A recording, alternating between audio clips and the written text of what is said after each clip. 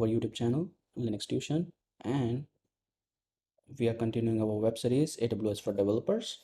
In this video, we will see our AWS service IAM. So let's understand the purpose of IAM. So IAM is basically a web-based service that actually helps you to securely control access to AWS resources. You use IAM to control who is authenticated or authorized to access your AWS resources.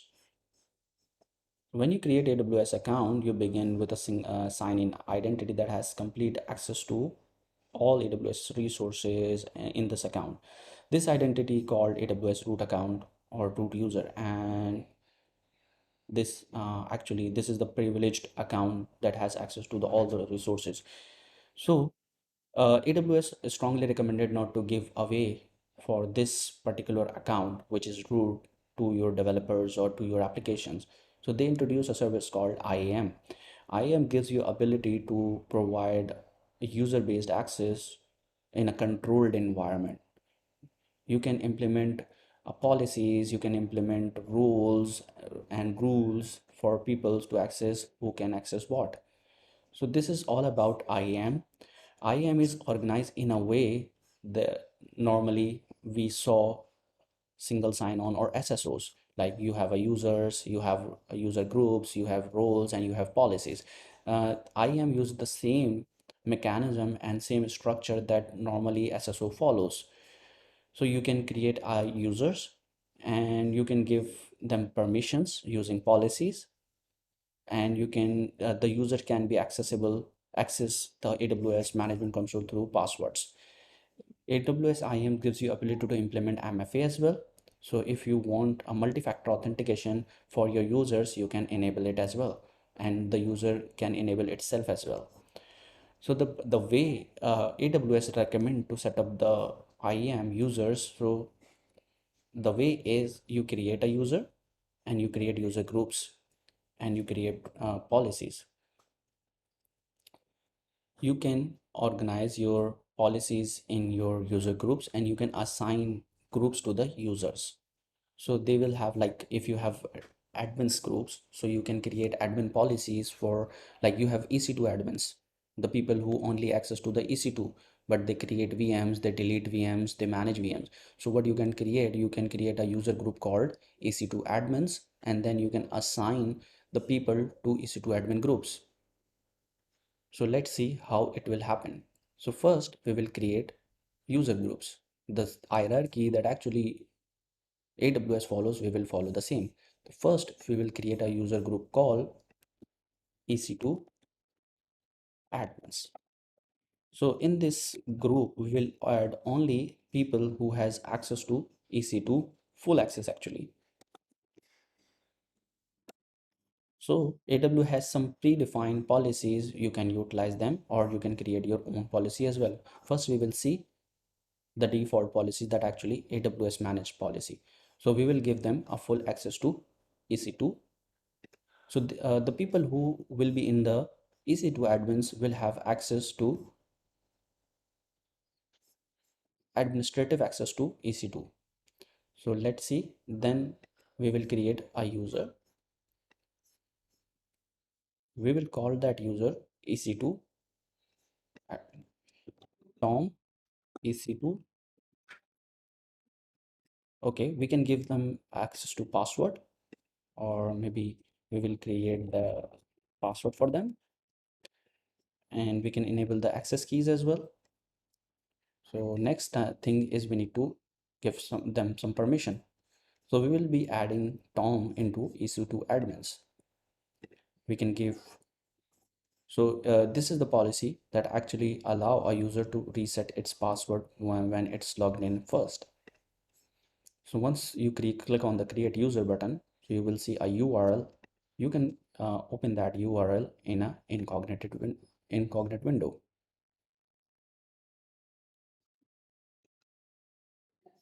So now we need to give a username which is Tom. Let's copy the username instead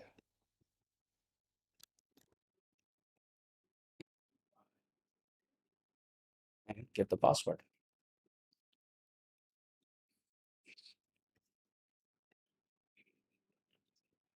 Let's reset the password.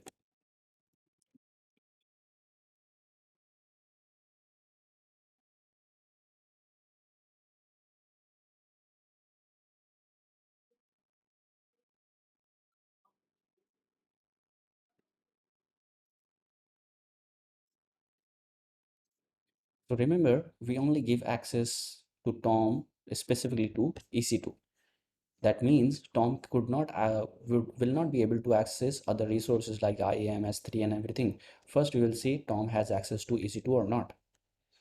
If we click on the EC2,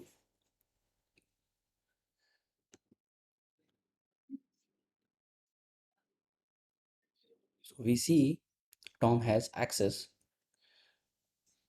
If we click on S3, so let's see whether Tom has access to S3 or not.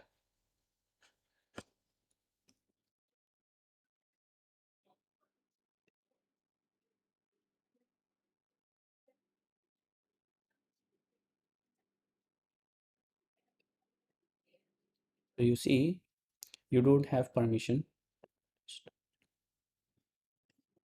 Let's see whether Tom is able to create S3 buckets or not. The first thing, he does not have access. You can see uh, the create button is dim and the Tom is not able to see the buckets.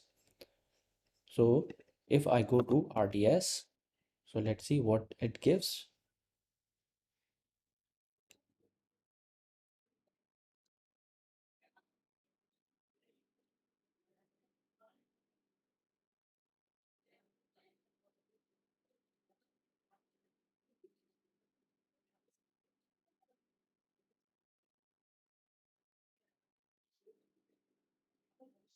So you see, Tom is not authorized to do that.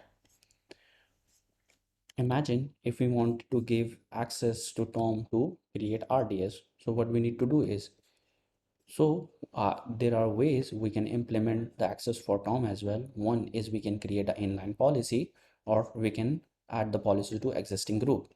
So this is our existing group, and we can add permissions to it. Let's say we need to attach a policy.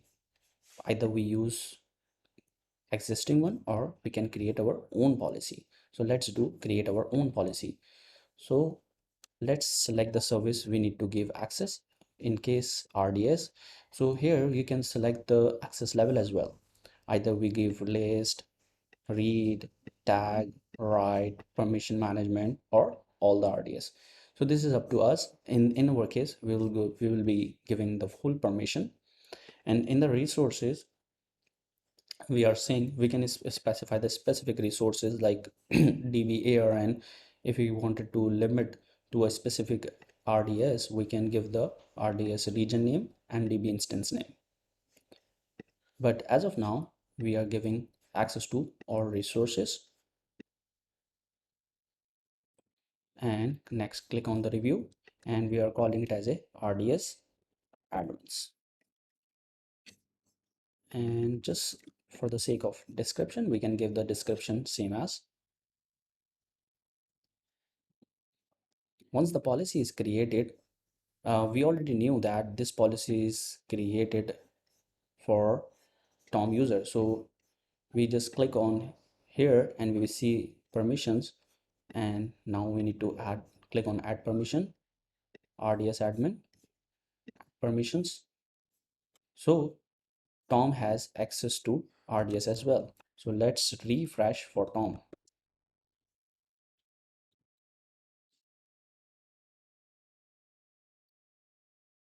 So you can see Tom is able to create database. So you can provide controls to various resources. So that's how you can actually implement a role-based access to a user. You can create your own services, you can define your own boundaries and policies. You can create policy directly from here. The way we create it, let's say we would like to create a policy for S3 bucket. So S3, and we can select the read level. So let's say we want them to read and list, and we can specify a resource Even we can define access point S3 bucket. If we wanted to specify S3 bucket, we can just specify the name bucket test, or we can click on the any as well. If we have a specific bucket, you can define over here. So it will generate the ARN for this specific bucket. So for now, we will be calling it as a all resources.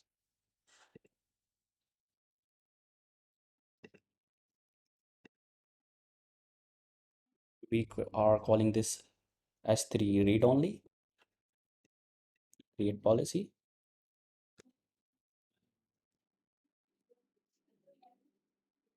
So that's how you can implement a policy. Imagine you have a EC2 instance and your application is running over there, and you want your application to access your S3 bucket only for read purpose. So what you can do is you can create a role and AWS service, like we can say our use case would be EC2, like an a EC2 machine will going to access or use this service, and then we can assign a policy S3 and click on the next. We can give a role name app S3 read only. Just click on the create role button once you done. So the role is created, app S3 only. So whenever we're creating an EC2 instance, we can assign this role to the EC2. So from the instance, you will be able to access the S3 buckets without creating additional users or assigning IAM access keys.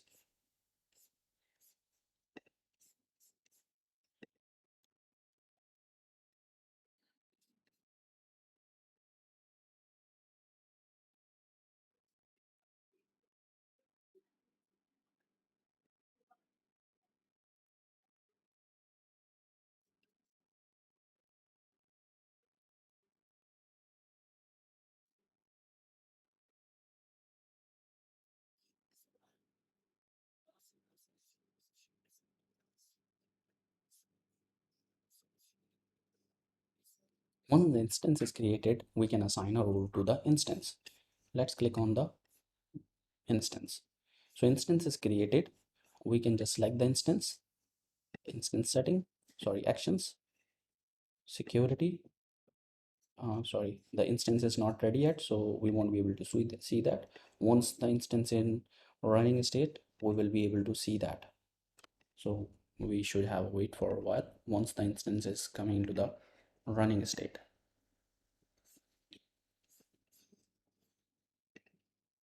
So the instance is in running state. We can click on the actions, security, modify IAM role. We can select the IAM role that we just created.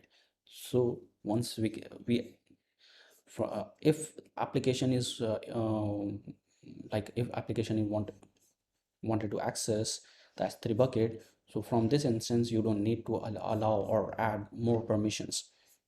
Using this role, this instance will be able to access your S3 bucket. So I hope you enjoyed the video. If you like this video, so don't forget to subscribe our YouTube channel. Thank you very much.